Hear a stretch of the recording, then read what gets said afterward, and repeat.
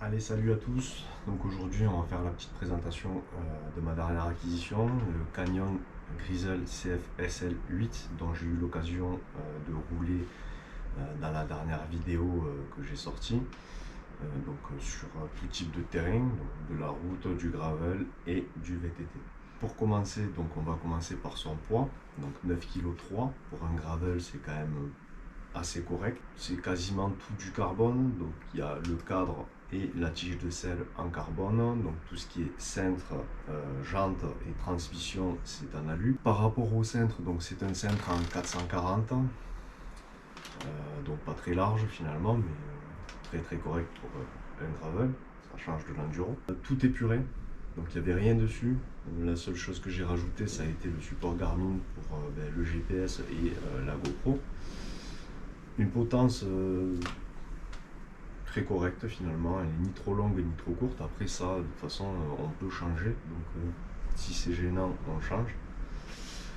Tous les câbles sont intégrés, donc comme la plupart maintenant des constructeurs, ils intègrent tous leurs câbles, ce qui est d'aspect beaucoup plus joli, mais beaucoup moins pratique pour l'entretien. Ça, après, il faut faire des choix. En ce qui concerne les freins, donc on a déjà les shifters, donc vitesse et frein GRX. Un étrier GRX 810 avec des plaquettes ventilées montées sur des disques en 160 MT 800 de chez Shimano qui sont refroidissants. Alors après je comprends pas trop la technologie, donc bon, voilà. Mais a priori c'est censé ne pas surchauffer. Tout ça, tout cet ensemble est monté donc sur des roues d'origine DT Suisse G1800, tubeless ready évidemment, sauf que à l'achat monté en chambre, donc je suis passé de suite en tubeless. Nous pouvons passer sur la tige de selle qui est en carbone avec une particularité coupée en deux. Donc pourquoi elle est coupée en deux? Alors elle est coupée en deux, c'est pas pour un aspect simplement de design, c'est aussi un aspect pratique. Ça permet plus de flexibilité, donc c'est-à-dire que quand on va prendre des routes un petit peu cabossées, ça va servir un petit peu d'amorti puisque la selle va pouvoir être flexible, donc bouger un petit peu sur sa tige.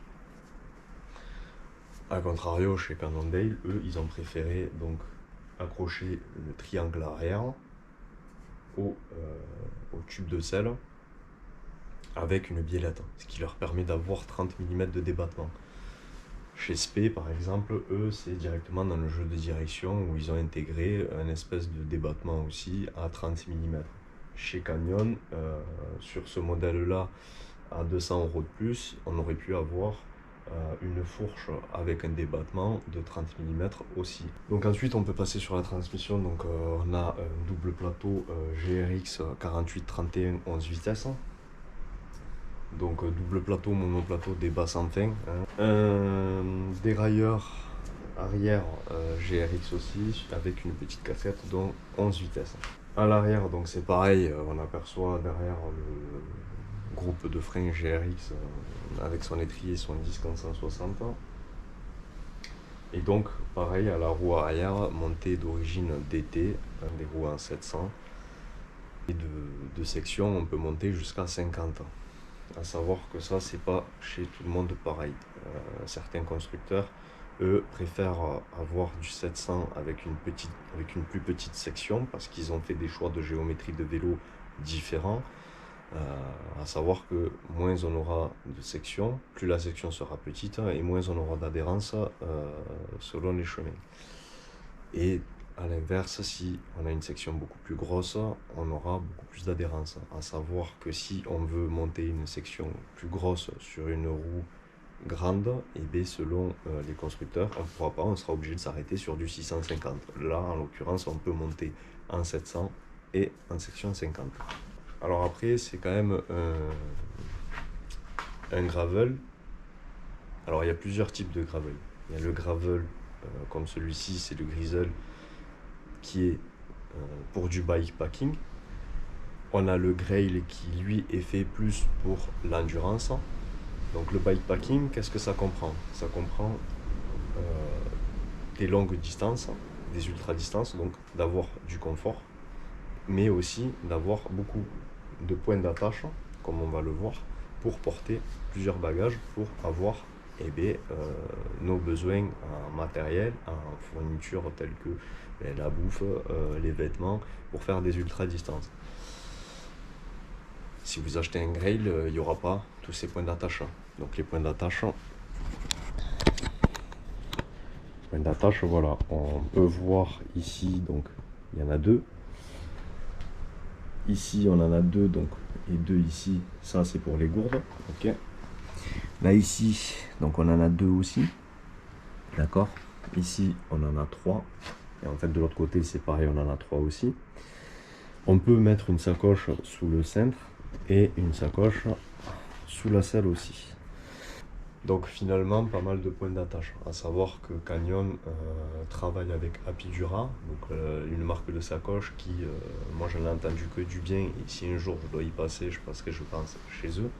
Alors les points, on va venir aux points positifs du vélo. Donc les points positifs du vélo pour moi, ça a été d'aller toujours plus loin, plus de kilomètres à un minimum de temps. Alors je cherche pas la compétition ni la course, mais seulement quand on n'a que 3 heures devant soi, on va pas prendre le VTT qui fait 15 kg avec des roues, des crampons énormes pour aller faire 3 heures de route par exemple. Là, c'est un vélo qui permet d'aller sur de la route, d'aller sur du gravier et autant d'aller faire du VTT. Donc, il passe partout. On peut le voir sur la dernière vidéo que j'ai sortie. Donc, le double plateau, pour moi, c'était pas évident parce que j'ai dû quand même me renseigner dessus, savoir si je prenais un monoplateau ou un double plateau. Donc, j'ai trouvé une personne qui s'y connaissait très très bien et du coup, qui m'a quand même pas mal renseigné et il m'a dit que c'est vrai que par chez nous, les routes qu'on avait, il valait mieux prendre un double plateau, c'était beaucoup plus plaisant et je le regrette pas. Parce que dans les descentes, on peut atteindre des vitesses assez intéressantes et à monter, on a des relances sans se fatiguer.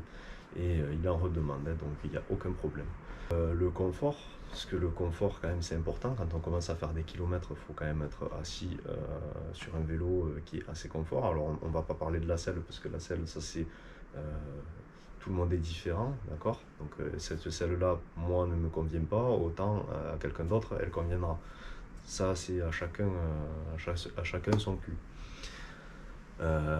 Mais le confort sur la position du vélo, tout ce qui est posture et tout ça, c'est génial, quoi. Et puis même le tubeless qui permet aussi d'avoir, de descendre en pression et donc d'avoir un vélo beaucoup plus stable, puisqu'on descend en pression, donc plus de stabilité au niveau du pneu sur la route, et donc beaucoup plus de confort aussi sur les aspérités. Si je monte à 3 bars ou 4 dans un vélo, voilà, le moindre nid de poule, on va tout éclater, quoi, hein, même les jambes aussi, donc c'est pas intéressant du tout. On clipse les pédales, on s'assied, et sur n'importe quel type de terrain, on s'adapte, mais très rapidement. Les mains trouvent de suite position sur le cintre. On a 3-4 positions sur le cintre, c'est impressionnant, on trouve de suite. Bon, après, moi, c'est mon avis personnel, je suis amateur dans ça. À la base, moi, les cintres comme ça, j'en utilise pas, c'est la première. Donc, pour moi, ça a été intuitif. Le point négatif par rapport au constructeur. À savoir que quand vous achetez un vélo sorti d'une boutique française, le vélo sera monté, réglé, prêt à rouler. Ce n'est pas le cas quand vous achetez un vélo en ligne ou dans un pays étranger. Il vous sera livré dans un carton et puis ce sera à vous de le monter. Donc rien de bien sorcier, puisque au final on n'a que la roue avant, des pédales éventuellement, le cintre et la selle à monter. Mais je pensais qu'il était réglé. Alors, chance pour moi, je suis quelqu'un qui vérifie toujours tout, heureusement, parce que je l'ai mis sur le pied d'atelier, j'ai fait tourner la transmission, il n'y avait rien qui passait, donc il n'était pas réglé, j'ai dû le régler. Alors, chance pour moi, je sais le faire, mais quelqu'un qui ne sait pas le faire, il sera pénalisé, donc il devra aller dans le cycle et le faire régler. Ou alors, il suit des tutos sur internet et voilà. Si d'ailleurs vous voulez qu'un jour je vous fasse une vidéo sur la transmission, il n'y a pas de souci, je vous le ferai.